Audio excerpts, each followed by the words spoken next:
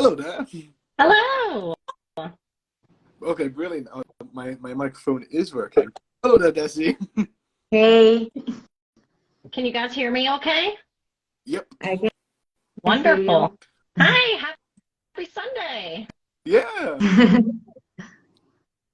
Outstanding. Since we're all here and it seems like we can all hear each other, shall we just get started then? Sure. Righty-ho. Let me just handle this introductory bit. First off, who are we? We are a community of writers who are united by our passion for writing and a common challenge, word improv. What is word improv? A writing challenge where writers write a story using a set of new words. A story can be broadly defined to include a tale, poem, skit, etc. There's no character minimum or limit.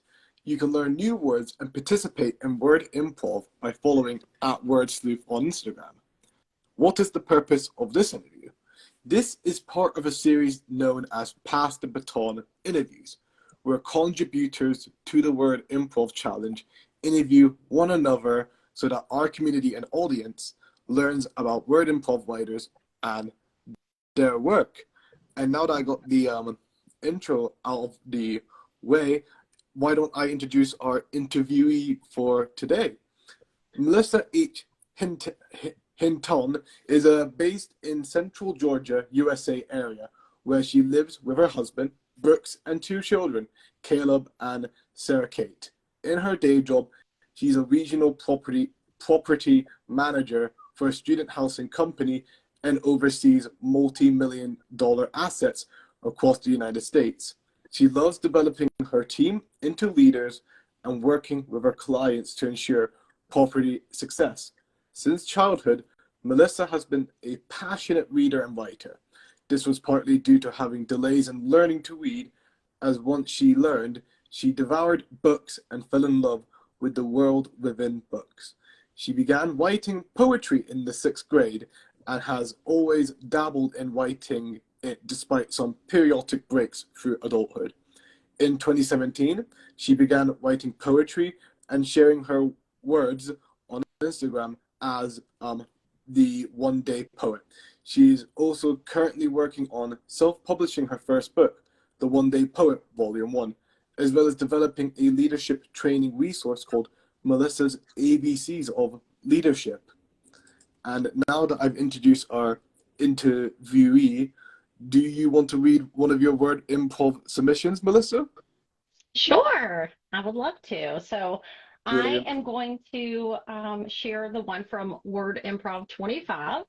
And this one was a poem that I created from the 6 words that the challenge had. So Brilliant.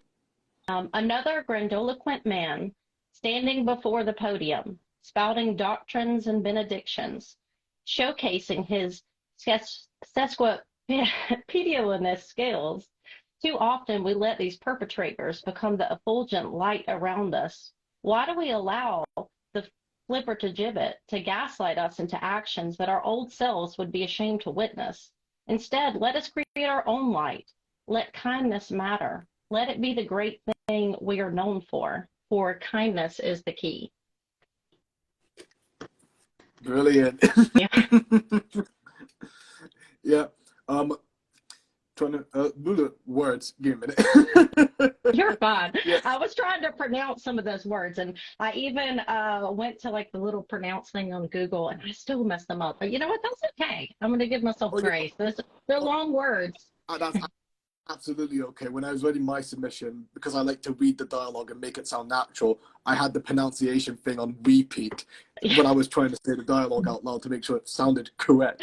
Yes, yes. But It trips me up sometimes, but that's okay. yeah, regardless, lovely piece of poetry. And I guess now it's time to just start asking the interview questions. And before I dive straight into like the real meat and potatoes of what I got planned here, and also Desi, if you have any thoughts or questions for you, do feel free to just jump in and ask away. But yeah, before we dive straight in, what is it you love most about reading and writing, and what do you hope to achieve through your work, if anything? Yes. So what I love most would be for me personally when it comes to actually writing would be the opportunity for self-expression and putting in my emotions into words. I think, as a person, I struggle a little bit with communicating my feelings on things. So for me, writing is the way that I express that. It's a way for me to kind of explore those emotions because I think for me as a person, what I've realized over time is that, I sometimes will kind of box those ends in and kind of focus on everyone else around me. But for me, writing is such an important way for me to express myself and to honestly really understand. It almost comes across like when I was really young, I journaled a lot, and that was a way for expressing emotion. And I think for me, that's kind of what poetry is. It's like this outpouring of self-expression and really a way to understand myself better and understand my feelings on things. And then as far as reading, I just absolutely love to read. I feel like, I can struggle with attention a lot of times, like many of us. But reading is a way for me to fully immerse myself in something more so than like a TV or a movie. But reading, it just feels immersive. And I think it's amazing how all of us can read the same book and read the same thing, but we create a whole world in our minds completely different, and I just feel like that is the beauty of creating in words. And I'm just really moved by this idea that, and I've used this a couple of times, like the 26 letters, like 26 letters that come together and create in the English language, that is, come together to create everything that you read, everything that navigates you, a sign, any book, any poem that you've ever read, it's all being created from the same letters, but so much of a variety of what is created. And I just feel like that's so beautiful. Like, what a great gift it is to be able to be part of that and to create that. Hmm.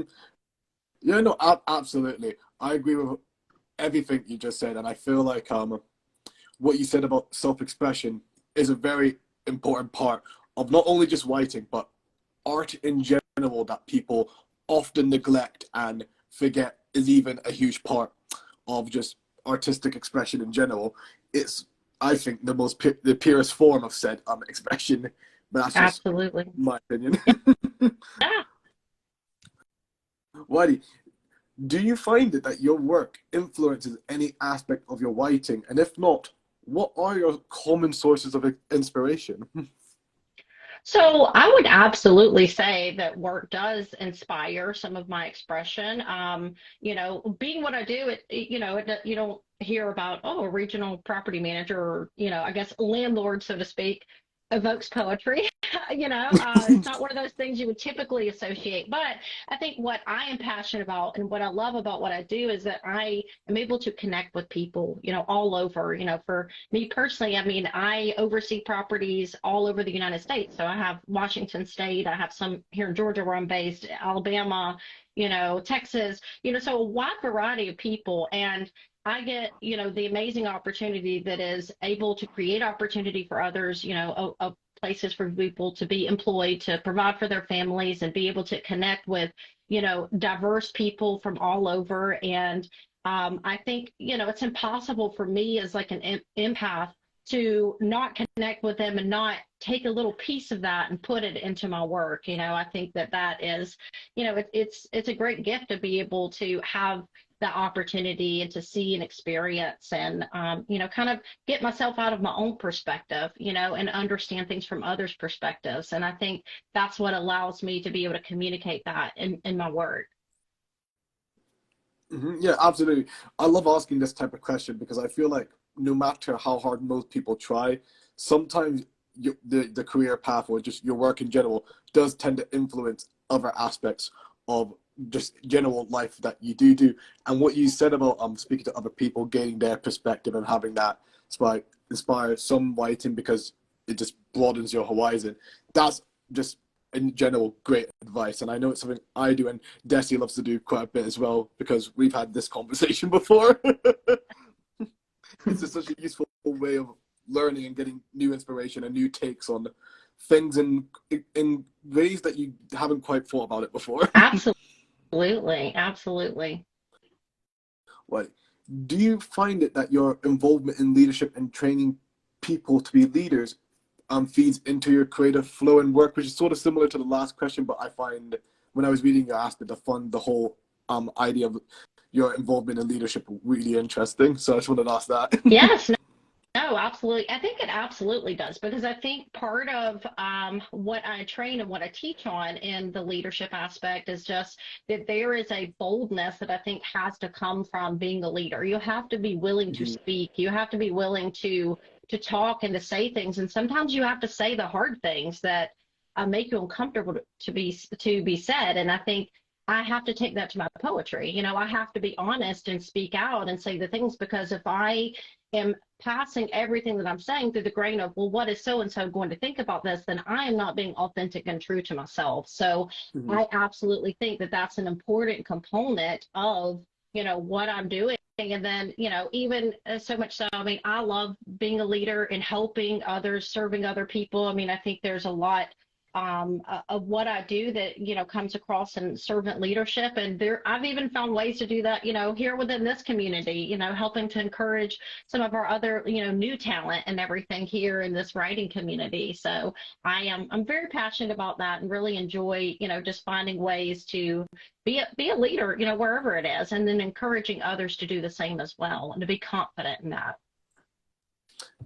Yeah, no, that all just sounds really fascinating to me, and it's a great thing. You're absolutely right. Leadership is one of those things that's really quite a bold thing. As someone that's also dived quite a bit into learning about leadership and management and all that stuff, and this next question I have isn't exactly in the list of things I have prepared. It's just one of those curiosity things, and because it seems like leadership has such a big involvement in your poetry and all that stuff. I'm just really curious about this question that I was asked a while ago about leadership, and I want to hear your take on it since you train quite a lot of young folks on leadership, which is, to you, what is the difference between a leader and a manager, or are they fundamentally very similar things? I would say they actually are different, because the reality is anyone can be a leader. You do not have to be a manager to be a leader. And I think that's an important thing. And so a leader is someone who is able to kind of step to the forefront when things are needed, but they're not the one who is sitting under the spotlight as well. It's about they understand that in order to lead, you have to have everyone alongside you, and you can't do that sometimes, as a manager, I think of that as kind of like, you're at the top of the pyramid and everything, and everyone else is, under you. And it is, I think when it comes to being a leader, it's more about understanding the people around you, understanding the needs, those above you, but also the needs and the passions of the rest of the people that you're leading. And so I think it's about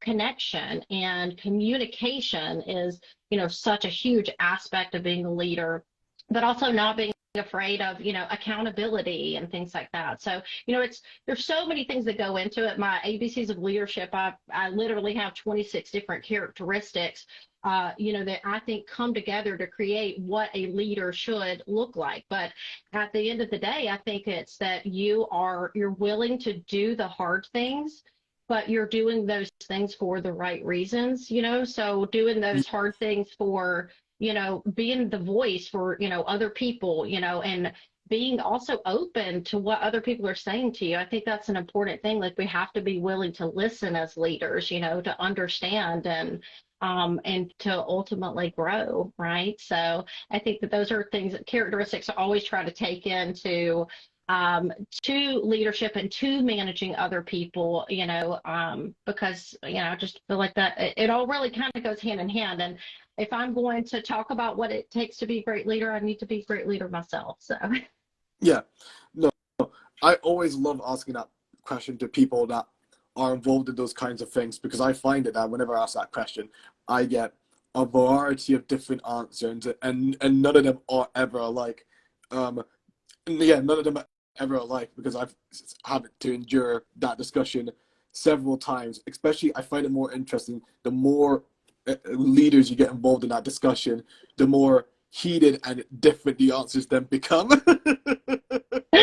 I can imagine, yeah. When you get a lot of us in the room, there's probably a wide variety of opinion, Yeah. as there is in anything, though. You know. Oh, yeah, no, that's true. But I feel like in these types of discussion, because a leader, as you said, is someone who's always quite bold. You can imagine the discussion gets Yeah.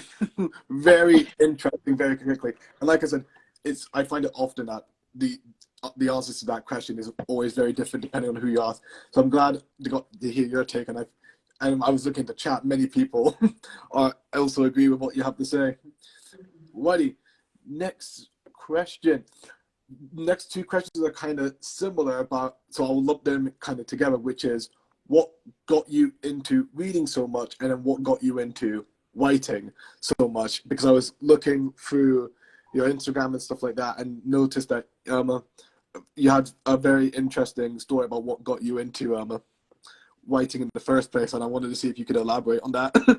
Yeah, absolutely. So, I kind of put it in my bio and just kind of put it out there. I mean, like I said, I'm big on honesty and authenticity. I think that is what makes any kind of work or artistic form good, is that it's honest and true to self. And like part of my life story is I was a really late reader. I when I look back at the journals I was talking about, because I started keeping them really young, but I just wasn't great at writing. And, looking back now, it probably was a learning disability, or some sort of developmental delay. I didn't learn to read until like late into the second grade, which, part of that was really late, to talk about that and realize it now. I mean, it's kind of embarrassed by that. I never really unpacked that, I think, until recently, like just realizing the kind of what way that impacts you as a person, just kind of feeling like you're left out of the people around you. But,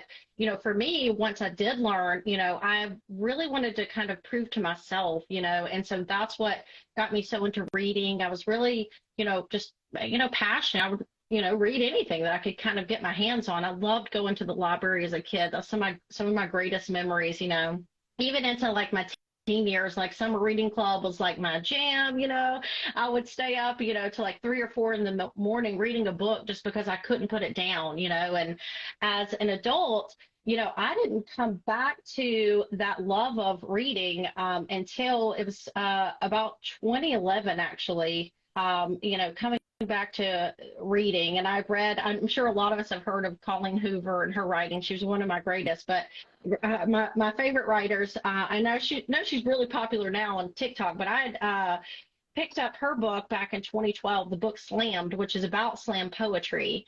And that book changed my life. It really did. And it just made me remember all these things inside of myself that I had kind of forgotten about. You go through, like for me, just being a worker, getting out in the workforce, creating a family and like being a mom. And it was, just so many demands and everything on me. I did not have that luxury of something that was for me. And reading was that for me. And to find that again, and, it just really, like I said, it changed my life. It is a lot of what has led me, here, 10 plus 12 years later, into the person I am now, which was to be bold, start writing again. I wrote a lot as a teen and, middle school age. I posted several things on my story yesterday because I actually pulled out the old poetry box and was going through them. And first I was like, oh, this is going to be so bad. But, it was really kind of inspired by some of the things I read. It was very introspective. Some of it, while I didn't have as much life experience as I obviously have now, it was things that were very true to me at the time. So, I posted, I was like, oh, it's so bad, but I actually had a really deep appreciation for, little Melissa, and going through these big emotions and understanding the world around her. And it, to me, it was almost, it was a really proud moment, to just look at you and just be like, hey, look what you did. You did all right, you really impact some things, and here you are, you're creating again and being true to yourself. And I mean, what greater gift is there to give yourself than that? So it was a long answer, but you kind of reminded me of some of these things. I was like, wait, I need to talk about that too. So, and I'm a talker, so feel free to interrupt me if you have to. Oh, no need to. It's your interview after all, and I quite like having the long answers. And you touched on many good points there. And I think the one point that I really like that you touched on, because I feel like not, at least to my knowledge, because I live under a rock, so there may be talks of this, but I feel like not a lot of writers talk about the whole delay in learning and all that stuff, and still getting into reading and writing, because I was exactly the same way. I was delayed in learning how to read and speak, which is like a whoa, and so Yeah. especially considering white dialogue as well, and that's exactly, and it actually in school English was my it was the subject I struggled in most, and look, here I am now. I'm shaking my head because part of when I was going through these, I found some of my old report cards. English was the class I could never get an A in. I never, ever, ever made an A in English. I always struggled on like the grammar aspect and the structure of it. And it was really, but it was my favorite. I loved it. I loved reading. I think we talked about it a little bit, but like Shakespeare, like I loved going through all those things, but I wasn't great at it. But I mean, that just goes to show. I mean, school doesn't say everything it is about you. I mean, you can still have a love and a passion and be a creator just because you didn't make an A. Oh yeah, absolutely. And it's like exactly the same thing with me. Like, oh, I struggled in English. I enjoyed myself. And in fact, when I left school, I was friends with pretty much the entire English department, despite never being good at the subject. Yes.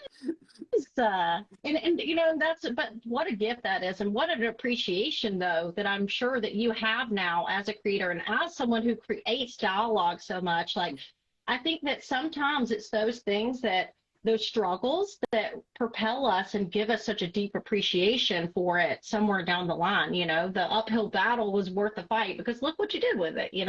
Oh yeah, absolutely. Because you spoke about a lot about you unpacked your older pieces of poetry. This segues perfectly into my next question, which is, could you just tell us more about your first poem? I can actually recite it to you guys. I'm sure you want to hear it. Go ahead then. I would love to hear Yes. it. So I wrote this back in sixth grade. This sweet little sixth grade Melissa wrote, life is a splattered picture painted on a wall. There are good days and bad days and some worst of all. But in the end, remember, there's someone standing by to take you on a cloud of gold right up to the sky.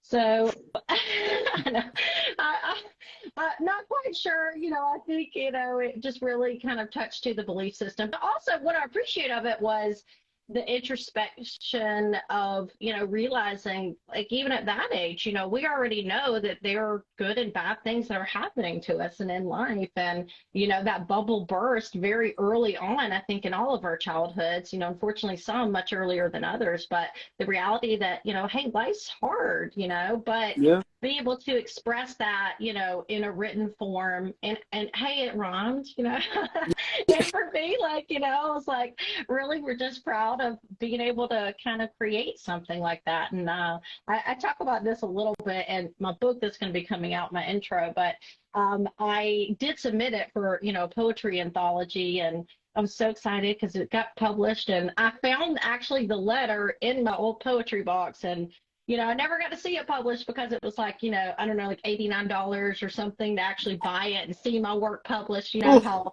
luckily I've got a free platform like Instagram where I can create and actually people get to see it, today. But, Oh yeah. little me was a little bit crushed by that. But, hey, I didn't let it stop me, obviously. Oh yeah. And yeah, no, that is look. When you were reading that, I just had to quickly Google what age you would have been in sixth grade, because I'm from the UK, so I know that you.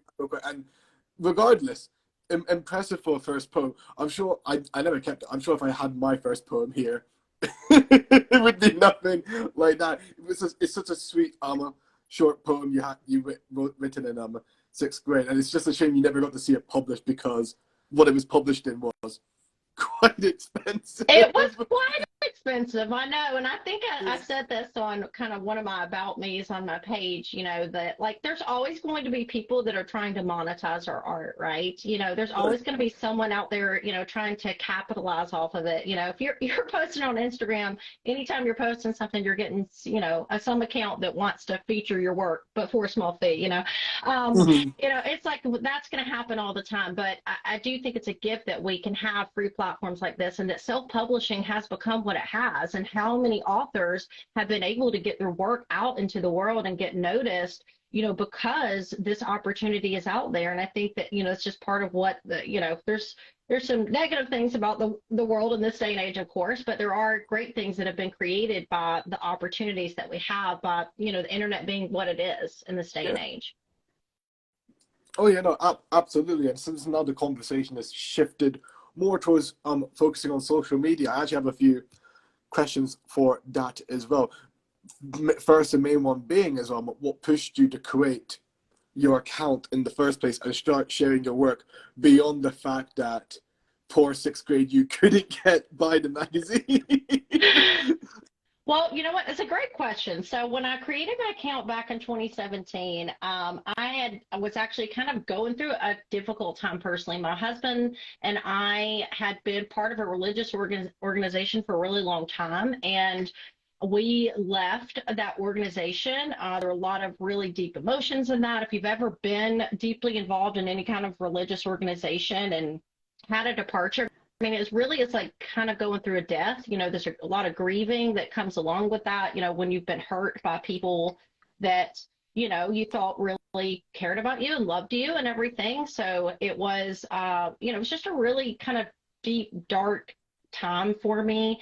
And like I mentioned, I've always struggled with kind of articulating those feelings and those emotions. So, having a platform to communicate that was really important to me. And I just decided to go on Instagram. I was completely anonymous when I created my One Day Poet account. And then somehow I accidentally connected my contact list to my Instagram account. How it asks you all the time, do you want to connect your contact? Yeah. Somehow I accidentally did it. And so all these people I knew started following me. And I was like, oh my gosh, this is terrifying. Like all these people are going to see, this personal self-expression. But then I was like, you know what? I'm just going to go all in, whatever. I started signing my, my poems with my full name on there, because I was like, you know what? This is me, and you can like that or not like that. And I think that I just need to be comfortable with that and be my truest self, be authentic and true to who is me, as a person. And so that's kind of what became that. And it was a great way for me to work through and express those emotions and kind of deal with, what's a difficult time. And it's been a journey. I mean, that was 2017. So we're coming up on 6 years. I did take a very long pause away from writing, I didn't really write during the COVID years. I mean, for me and like all of us, it was just kind of like I don't know, it was a little bit, it was a dark time, it was almost a time where I just couldn't find myself creating because I kind of couldn't see outside of the bubble. And then last year, was a challenging year personally. Just I had a lot of things, going on, and I felt like just so much of myself was involved and kind of all in with work. And it's great to have a job and love what you're passionate about, but at the same time I needed something that was for me, kind of an investment in me as a person. And that's where the timing of coming back to my account, I've only been back on my account since like November, and the whole reason I came back was when I was writing back in 2017. I had a writing group. It's not, the community wasn't what it is now. Now there's so much more that we can do with it. But the group that I was writing with, someone pinged our old chat, and I still had it connected to my page. And they're like, hey, everybody, we should start writing again. It was one of my friends, Thoughts on a Sleeve. He's another poet here on Instagram. And I was the only one that kind of answered. And I was like, it was perfect timing for me. I needed that. I needed like someone to kind of remind me, Melissa, this is part of you. This is who you are. This is your truth, and I, got on Pinterest and I found a 30-day writing prompt, and I just started writing, and at first it was a little bit hard to stretch that muscle again, of being me as the writer, but I was able to start writing again and build these connections again and connect with this amazing, beautiful community. And it was exactly what I needed at the exactly right time in my life. So I say all that to say, don't ever underestimate the impact that you can have on another person, because, if he had not pinged our old group and that hadn't happened, I wouldn't be here. I wouldn't be here on this call. So don't ever underestimate the way that you can impact another person and the way that you can change their lives. And, that was a moment that changed my life. Mhm. No, absolutely. It's such an interesting answer, and I always love hearing people's journeys from like square one to where they are now. And I'm also as also another anonymous writer, I love hearing that I'm not the only one, at least when they first started out. I've unfortunately I also did the same thing you did and connected my contact list. However, I don't use my phone a lot, so thankfully the friends that do know respectfully don't stay my name on social media. Yeah, it was all like I was like, oh shoot. But you know what? It's okay. Everyone has been so encouraging and supportive. Like all of Yeah, my friends and family, my coworkers, like they have done nothing but celebrate it. So, I'm very, very blessed, and it feels good to be honest and truthful to this whole like other part of me, putting yeah. it out there. So I do appreciate so much all of my, loved ones and their encouragement of it, and they really have been super supportive. Oh, no, absolutely. People under like so going back to what you said about the whole you can't underestimate the impact you have on another person. When I find it that this with a lot of creatives, even the smallest bit of encouragement is enough to push them to be able to finish that one project or start something completely new or et cetera, et cetera, et cetera. You know what I mean? Yes. Yes, absolutely. Absolutely. You just never know how your words or your actions can impact, another person. And, it's important to realize that we all have that power, the power for good or not so good. So, Absolutely. And in fact, speaking about social media, from your perspective as a writer, how do you words, sorry. What do you think of social media from a writer's perspective, whether it be positive or negative, or both, like pros and cons, in your opinion? yeah, I think as a writer, I see, nothing but the pros. I mean, I've been really blessed. Like, I feel like the poetry community on Instagram is incredibly supportive. I have had nothing but, encouragement, and there is just such a wide variety of diverse writers and everything here, but we're all so incredibly encouraging of each other, and there's so many wonderful accounts that I think just really showcase the wide variety of different poets out there. So I think it's absolutely a pro when it comes to writing. It's a great way to garner feedback and to get exposure. I mean, but like anything, you can't go out chasing likes. Like Mhm. if it's about that, then you're not here for the right reasons. So if I'm going to measure my success in the number of likes on a post, then I'm not on this page for the right reason. And that's not what it's about. It's about self-expression. It's about putting good out into the world for me. Like that's really what I look at it as. And on this, my personal side, like my personal social media accounts, I mean, obviously there are definitely some negatives that have happen out there. There's that FOMO, I'm missing out on thing, the fear of missing out on stuff, or like that you aren't good enough or you don't have enough. There's always like we need to always be very cognizant of that power over us and how it can make us think and second guess what we have or who we are or what we look like. And I think it's important to you have to have a life outside of that. Everything can't be weighed, in who you are in the social media aspect, because it's not always 100% truth there. So you need to be mindful of that there are certainly aspects of social media that people are not representing honesty. So it's just like anything, there's good and bad, and Yeah. there's uh, yeah, but for the most part, I'd say the writing community is just incredibly supportive and encouraging, and I'm very, very thankful to be part of it. Oh yeah, no, absolutely. It's another one of those questions I really enjoy hearing people talk about, mainly because I feel like it is important to have the honest conversation, even if it's just with yourself, on to think about social media in general. There's a lot to think about there, considering how huge and important there is. Considering, like, again, I agree with your sentiment that there's both good and bad things, and like the leadership discussion we had earlier, so many different people have so many different responses and opinions on social media. Like, I love the writing community, but I'm also the same person that avoided social media for his entire life up until like 5 months ago. Yes, I know. It's just I mean, also continue.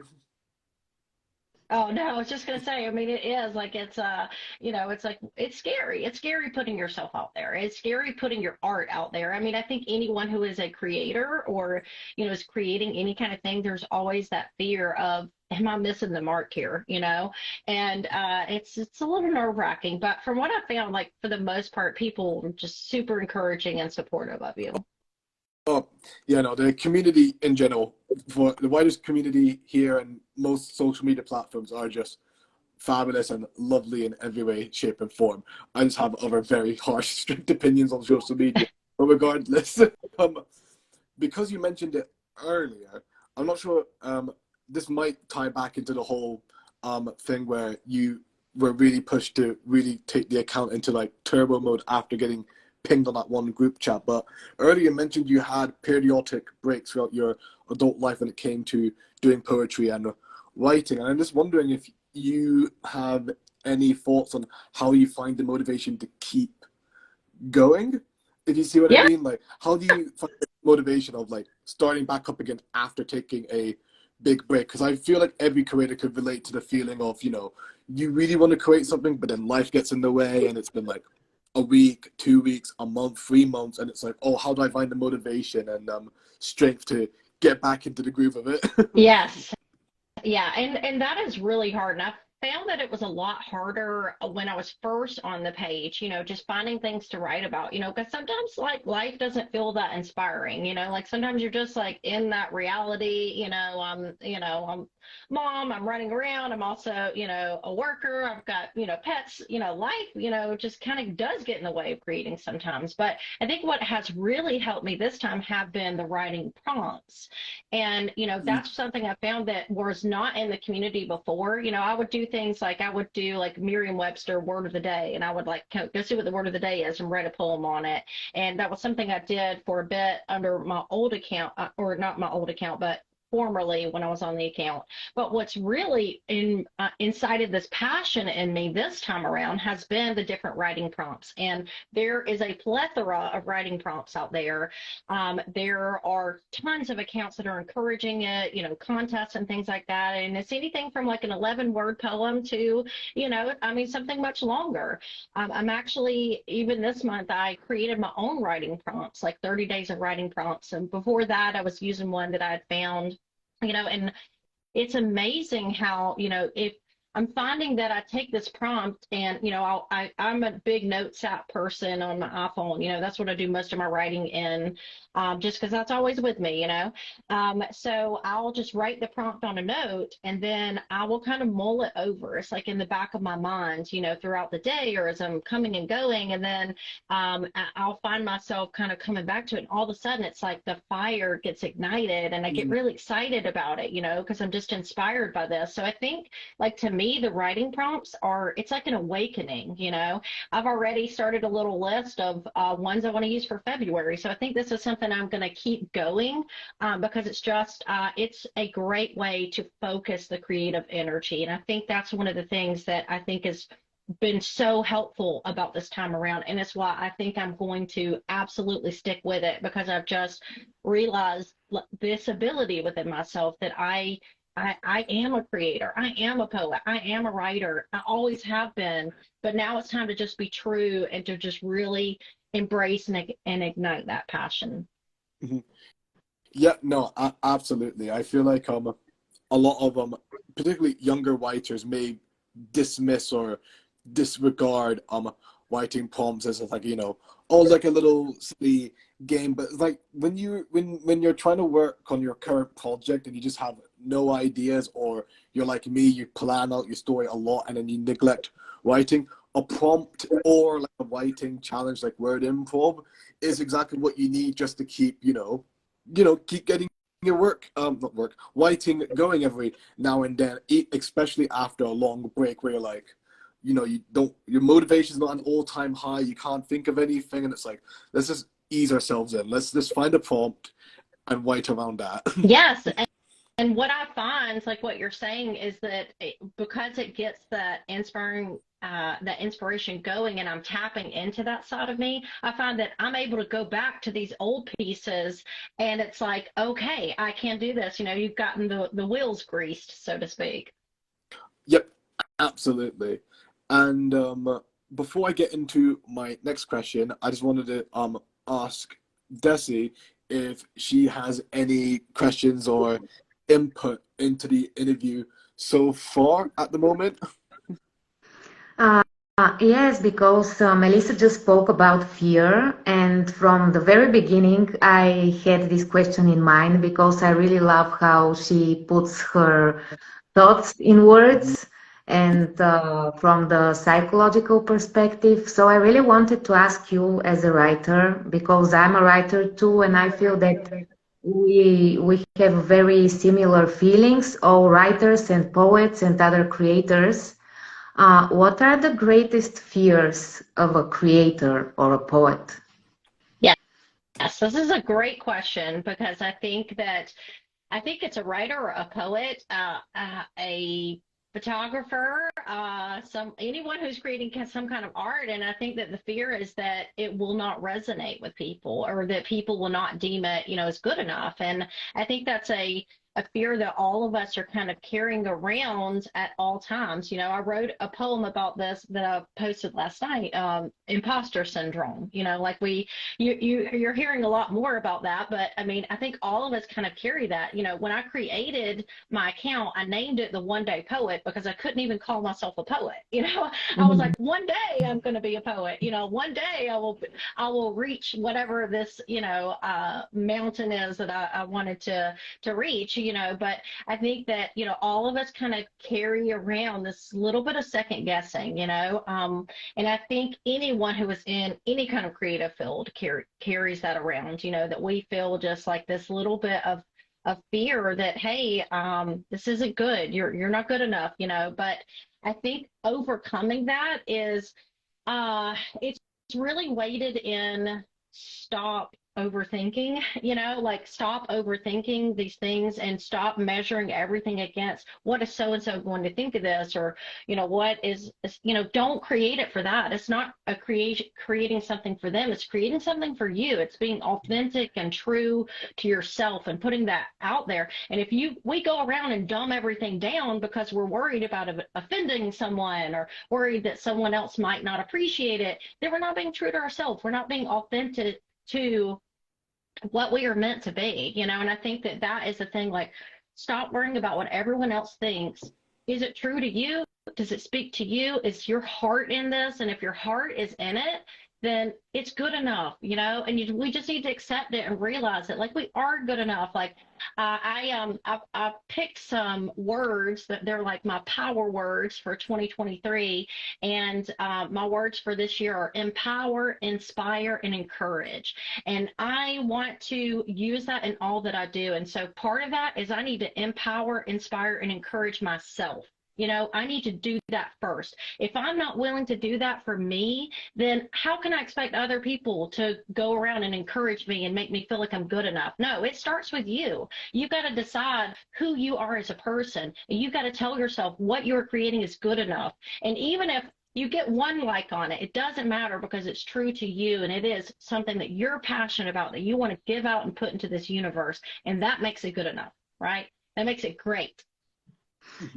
That was exactly the type of answer I expected. I'm very passionate. I'm very passionate about this subject. Yeah. Thank you. I could tell that by checking your profile up. So I really wanted to hear something in this direction. Thank you so Okay, much. Captain, I'm done for now. Yeah, no, it's really interesting what you said there. Like, again, you're mentioning great things that I don't hear people talk about too often, and I dare say I really do agree with what you say there because, like, I'm going to be a little bit of a maverick at a moment and give a hot take.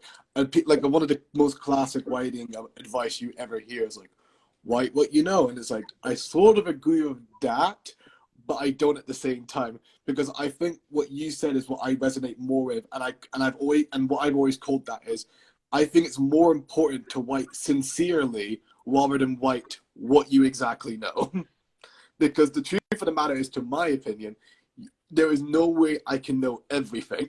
You I are think it's more important to 100%. write. Yeah. So yeah, and it's as you said, I think it's more important to write something sincere, whether that be whatever sincere means to you. To me, it means I'm gonna write something that exactly I like, and I don't care, Yes. unapologetically myself, and so on and so forth. Your definition of write sincerely may be different, but I think that is far more important than going, I only know these set of things, and I can only write these sets of things. You are so true. I mean, the thing is, a lot of times I write on subjects that I don't have firsthand experience with, but I feel like that's part of if you are an empathetic person. Like, well, a great example is recently there's a community that's writing a lot about the woman life freedom movement, which is about the women, the pursuit of women's rights in Iran. I'm a white middle-aged woman in Georgia, so but to sit there and say that I can't write on this subject, if I went with that, I can only write about what I know, then I think it's important though to notice that I can be empathetic and I can use my voice to share and to talk about something that more people need to know about more people should be learning and researching, and I think that is being empathetic and gaining perspective from the people around us. There's a whole world of people out there, and then being able to understand. Like, I don't know firsthand what it's like to be out fighting to the death for my freedoms, but I can understand what that would feel like emotionally, and understand. And I have this heavy weight of like, this is important. This is a big thing that we need to talk about and we should know about because we're humans, and we all have the capacity to understand and to know and to learn and grow. And like I said, if I were to sit there and take that measure of write what that would hold me back from contributing to that. So I think it's really important to not hold ourselves to this. If it's authentic to me, if I feel like I can authentically speak in this voice and on this subject, then I should do it because I have a sphere of influence, right? There are people around me in this world that I can influence in a positive way and that I can bring attention to subjects that are important and that matter. And so I should be true to that, right? And share that and give it out there because you never know who you're going to impact with that. You never know what kind of difference you can make. No, you exactly hit the nail on the head on why that is so important. It's a much better example than I was gonna give, but it's exactly like that. It's like I find that I know a lot of people where there is a subject matter they want to speak up on and they should speak up on, but then they get scared because it's like, well, I don't really, I don't really know what it's like firsthand, which I think is silly because that really shouldn't matter. You need us to be researched and then sincerely let your voice be heard. These people need their support, or in cases that I'm more familiar with, like, oh, I know a friend, like I know a lot of storyteller friends, which is like, you stand up, you tell a story in front of a group of people. I have several friends that do that, and whenever they run dry on like stories to tell, I give them a story. Like, for example, I'm very proud of my like heritage and my parents' culture, so, and I love the book Arabian Nights, and so I always suggest stories from that book because it's like, especially the lesser known ones, they're always hilarious. And then the response I always get is, "Oh, I would love to, but I'm just a white guy. I can't tell those kinds of stories." It's like, well, I mean, if you're sincere about it, maybe you could. But again, I'm now just going on a major tangent, and I've deviated from the questions I want to ask. Yes, no, and like this comment, from one of the be the voice for those that don't have one too. I mean, I think that that's important. It's like you're saying, it's about authenticity.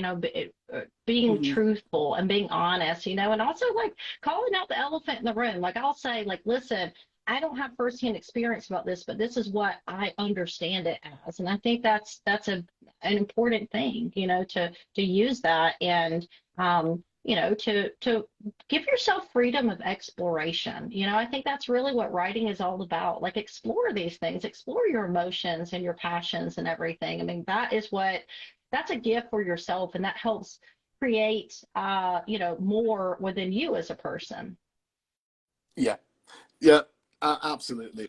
Again, I agree with so many points you mentioned there, and it's just like I have actually nothing more further to add there than other than great advice all around. And I'm glad we were able to touch upon this subject because, again, I feel like it's not brought up too often. And in fact, because you mentioned like emotions and all that stuff, speaking more about your poetry, I'm actually really curious to hear on what is your like workflow slash process when you are writing poetry, if you have one at all, of course. That's what I'm Sure. really curious about, and hear if it's yeah.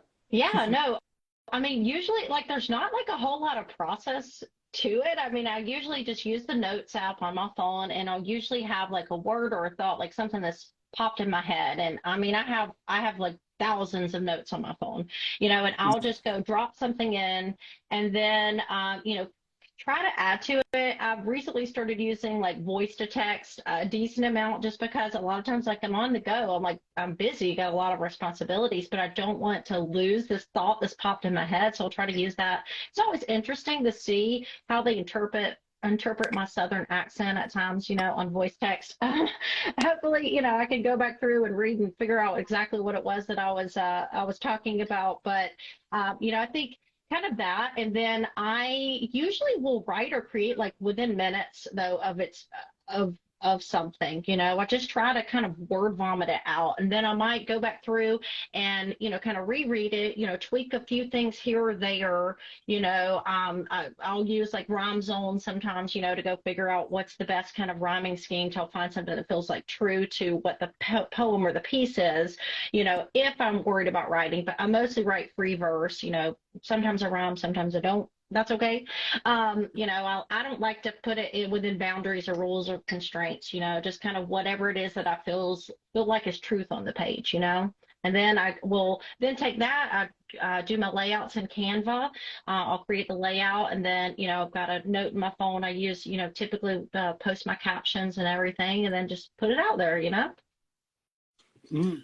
Yeah, no, I always love hearing about writers' work processes and workflows. Again, with anything artistic, I always feel like there's a lot you can gain from just listening to how someone approaches a problem, especially if your own approach differs so much.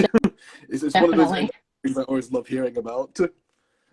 And sort of going off of that last question, this is very similar, and the answer may just be not a lot changes, but I'm just curious, how does that work process and flow differ when you're doing something like word improv or like a prompt challenge? Is it like at square one you just now have a more defined, clear focus, or is it slightly more? Yeah, so well, with the word improv challenges in particular, what I've started doing is as I start releasing the words, I've created a note on my phone. Well, I'll go ahead and I'll put the word. If it's a word that's new to me, I'll add the definition as well. So I can kind of build that note throughout the week. And then, once the final word comes out, I'll usually just try to kind of sit and think over the words themselves. Like, kind of look at, we do 6 words here on Word Improv, and I'll just kind of read through all 6, and I'll kind of envision, what do these 6 words describe to me? What do they make me think of? I'm Mm, like, that one that I last read, those words, in my opinion, I felt like they went together, and they gave me this mindset of like, some person who, thinks that they're, this expert on all things, and they're not a great person, but they've been elevated to this position of power, and they have an influence of the people around them, when we really should not have allowed this person to have this seat at the podium anyway, just because they talked in a certain way or they were able to influence certain people. So, I think that was kind of, my process with that one. So, that's typically what I will do is just kind of, create that. Like I said, Notes app, is great. Same with the different prompts, like there'll be different ones I want to write on. Sometimes I don't get to them all, but I'll kind of just create the word note. And then when I feel like, okay, I'm ready to write on this subject, I'll go back to this one and then kind of write on it. And then what I started doing, because I have so many, is if I have completed one of my pieces, I'll go back to the heading, that you see in the Notes app, and I'll just write complete. So I know that that one is completed and it's already been posted, already been used. That way I can kind of siphon through, because there's a lot in there. Yeah, no, I could imagine. It's just, yeah, that this sounds all so interesting to me. And I think hearing all this stuff about how you approach writing poetry and having your super organized notes app and all that jazz makes me want to ask you, assuming someone knows absolutely nothing about poetry, what are some like tips and advice you would give to that person who then wants to start writing poetry or getting more into poetry? Yeah, and that's a great question. The what I would tell them first and foremost is don't try to box yourself in. You may end up finding a type of poem, like maybe you really enjoy haiku or tankas, abecedarian, something I recently just tried my hand at, but I think I would not get focused in the different forms and the structures. I would instead focus on what is it you want to say? What do you want to communicate in this piece? And just write it, just write that, put it out there. I mean, it's our skill is something that, it's like a muscle, it has to be used over time, right? And that's what makes it grow and develop. So just start putting it out there, try something like, Instagram, where you're kind of getting it out there, find inspiration, maybe that's writing prompts or something. And then just over time, find what it is that you are passionate about. What is it that you enjoy communicating and creating, and then put that out there into the universe. Don't try to copy someone else or be like someone else's work. That is going to limit your abilities, right? If you're just worried about creating and being just like another person, you need to be true to you. Like, you are your own unique person, your own unique perspectives, your own gift set, and just be honest with that and just put it out there. Don't try to limit yourself to, any certain structure or anything. You may find, though, over time, as you try different things, it's good to challenge yourself and try some of the different forms. That's something I've really enjoyed doing here recently. Try it all, just throw yourself, go all in on you. Mm-hmm. Yeah, no, again, I love that you mentioned the fact that, don't limit yourself from the get-go and just try all forms of mediums, whether that just be poetry or forms of poetry, or whether that be something like you want to get into writing and it's like, well, and you don't exactly know what you want to write for yet. Just try it all and see what sticks or what doesn't stick, what you think you're good at, what you enjoy doing, all that, great stuff. Yes, I love it. Hmm. Yes. This next question I included mainly for myself because I love theater. Is you mentioned in one of your posts that Shakespeare is your jam. Does his work influence or inspire you in any way? And just as a follow-up question, do you have a favorite play of his? Yes. Well, if you follow me already and you watch my stories, you will see absolutely Romeo and Juliet, what is still to this day my all-time favorite. And I know, it's a tragedy, but I was greatly influenced. I'm a 90s kid, I was Yeah. greatly influenced by the Baz Luhrmann edition of Romeo and Juliet. I was obsessed with that movie, and loved it so much, but I also loved like studying it in school. So, still to this day, I know that's a little bit basic, but you know what? That's okay. I love it. I still do. And I actually had a poem that I had written when I was a teenager that I posted my story as well, named I think it was Loving Romeo or something, you know. So I wouldn't necessarily say I'm influenced by Shakespeare because I definitely don't consider myself on that level. You know, it's very structured. I mean, he's got you know, I sonnets. I still can't write a sonnet to save my life, you know. You know, just like the form and structure. Like I have a hard time, I think, mentally with like super structured things that are like I've got to have it formatted in a certain way. I feel like that my brain just kind of hits a wall sometimes with that. But I would love to say that, you know, I do descriptively, you know, share things in a way that, you know, might be somewhat, I don't know, resonating from, you know, Shakespeare. But I wouldn't necessarily say influence, but maybe inspired, right? Yeah. Yeah. That all sounds really interesting. And again, I mean, he wrote, to my knowledge, so many Yeah, songs that, like, a if you lot. get, like, if you look up like complete works of Shakespeare, the books get big enough to kill someone. Like, Yeah, I that's mean, how, like they're massive. They yeah, are massive, you they're know. massive. There's And also there's no shame in saying that Romeo and Juliet's your favorite play. It's popular. It's one of the most popular Shakespeare plays, and the one that persisted so long for a reason. You mean you look at it? absolutely. You look at it now, so many movies. It's just Romeo and Juliet. Even if it doesn't say Romeo and Juliet, there are some movies where you look deeper and go, "This is just Romeo and Juliet." And even if you look in like the West End of London theatre, one of the most popular musicals at the moment that survived the COVID pandemic is And Juliet, which is a what if musical where it's like, what if Juliet lived Oh wow. after the tragedy? Yeah, it's a crazy fun jukebox musical. Haven't gotten a chance to watch it though, but it's popular and survived through the COVID season, which is more than impressive enough. That is Yeah, truly. because yep. And we're now getting towards the end of my list of questions. So I wanted to ask you real quick, because we talked about this briefly at the start, which is, could you tell us more about your first book and your leadership training resource? Yes, yes. So I actually ordered my author copies for my first book, which is The One Day Poet, Volume One. It's going to a compilation of poems, a lot of which I've already published to my page, but there are some works that I've never before published that I have in there.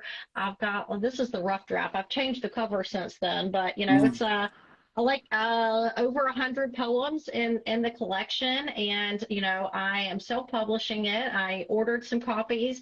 And you know, the only thing about self-publishing is like every time you review it, you're like, gosh, I need to edit that, edit this, you know. I'm also currently working on getting it ready for a Kindle upload as well. So I'm just having to reformat the whole thing. So it's been taking a little bit to get it ready to go, but planning on working on that this evening, you know. So it's definitely coming. You know, I've found that, you know, it's like having a second job, you know, creating this and kind of putting it out there, but it is taking a bet on me, and I don't even care if anybody buys it, you know. That's not what it's about. It's like been my lifelong dream to do this and to see my name on a book and to publish a book, and that's enough for me. Like I just want to see it printed. I'm probably Yeah. going to cry like a baby when it comes in, you know, just because it's going to be such a good feeling, and I just can't wait. I can't wait for it. You know, it is something that I am so proud of myself for actually doing, and just kind of that investment in myself. And I'm proud to be able to show my kids like that I can do that, and like don't count yourself out, you know.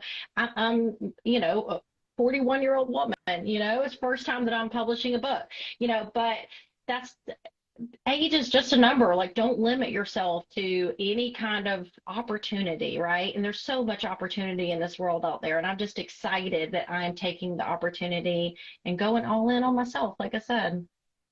Hmm. Yeah, absolutely. Sounds like such an exciting and overwhelming process, overwhelming in terms of work and emotionally. It truly really is. It really is. It is. And there's been times where I was like, wanted to cry because like I almost like, lost like a chunk of work or, like something went wrong or I couldn't figure something out. But, I'm great that I have an awesome support system. My husband's really supportive of me, pursuing this endeavor, and so he's good about getting me a step away from it and then go back to it, because sometimes you got to do that because you're just like, I just want to rip it up, like, just like over it. But, sometimes you got to walk away and come back to it. And then you're like, oh, yeah, okay, I can do this. Yep. And again, just some brilliant points you bring up is that having that amazing support system is invaluable in terms of just not even just creative endeavors and most endeavors you want to do. And of course, as you said, it's never too late to do something. There's always opportunities. As someone said in the chat, I think, yeah, life doesn't end at 30. It doesn't. Yeah. There's No, so it much doesn't. you can keep doing things far into, just your life. It's, again, you just don't count yourself out. Absolutely. And I think I'm out of questions. So the last one I'm going to ask for now is, I know you just talked about your 2 books, but what else can we expect from you in the near future that you can talk about, of course? Well, yeah, okay, very near future, I'm about to post, one thing I've also really gotten into is spoken word poetry. So I've been doing a lot more of that. I have several reels on my page. The community has been really encouraging of that.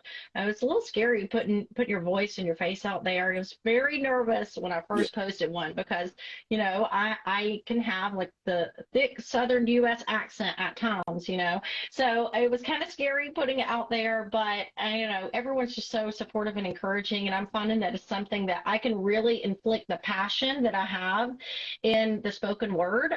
So something that I want to keep endeavoring in. I'm about to post a video here in just a little bit. I just recently ran a prompt on my page for golden apricity. And apricity was a new word to me, which means the warmth of sun and winter. And it's just such a poetic word. So I'm really excited. I had over almost 60 poets submit submissions on that prompt. And so I'm about to post a reel of me reading those. And I'm just going to keep writing. I'm just going to keep doing it, put myself out there. I'm hoping for the One Day Poet volume 2, 3, 4, 5, whatever. It's endless, I just want to keep putting it out there in the universe. So I am, expressing myself and connecting with this community. Like I've truly, truly loved connecting with all of the people here and supporting other poets that are on their journey and being a mentor, giving advice and everything. And that's just playing for more of that. Yeah, absolutely. That all sounds like such exciting stuff. And before I start doing the outro of the interview and wrapping up a few things, Desi, do you have any other further questions or comments you want to mention now? No, actually, I think that she gave us a lot of points to think about after the interview by expressing them in a very interesting way. And they're too important, and I think I don't want to spoil them with more details. You guys are that sweet. Oh, thank you. That is quite true, Desi. And now, if no one else has anything to say, I would just like to say that I would like to invite everyone to start learning new words and participating in the Word Improv Challenge by following Word Sleuth on Instagram. And of course, if you follow the page, you'll soon find out when the next Pass the Baton interview will be, which is the same interview where Melissa here, the One Day Poet, will then be interviewing a new interviewee. I will still be there, but taking a more background approach, serving as the alternate. So also follow the page for not only Word Improv, but to find out when the next interview will be. And if any of that stuff sounds interesting, particularly if you want to participate in Pass the Baton interview, Word Sleuth is always open to being DM'd at any time. And so if you want to take part in stuff like this, you're always free to do that. Of course, for anyone that joined the interview late or missed the beginning or missed the middle part, whatever, yada, yada, yada, if you also follow his page, that's where the full video for the interview will be posted in its entirety. And of course, you can hear all of Melissa's amazing response and thoughts about certain topics that I think is important to talk about. And yeah, beyond that, I would like to remind everyone to, of course, follow Melissa at the One Day Poet on Instagram, as well as Desi here, because they're both talented and amazing writers, and you should be interested in their works. And yeah, I think beyond that, that concludes this Pass the Baton interview. Thank you so much, Captain. You were amazing. And Desi, you as well. And Word Sleuth, thank you for this opportunity. I mean, this was amazing. I feel very, very thankful. It was an honor for me to listen to this interview. It was great. Oh, thank you. Thank you. I appreciate it. Like I said, I do love to talk, but I also do just appreciate the platform and the opportunity, truly. Absolutely. Yeah, no, I also enjoyed this interview as well. And as you could tell from my in-between question ask, I also like to talk a lot. That's okay. We're in good company here. Yeah, absolutely. And of course, for anyone that's able to make it to the live interview, thank you so much for making it here and being so supportive and interactive in the chat. And yeah, once again, thank you, Wordsley, for curating and hosting this interview, and thank you for everyone that was able to make it. For now, goodbye, and if you want to hear more of us and see our work, follow us. Yes. Thanks. Bye, everyone. Thanks. Bye. Goodbye.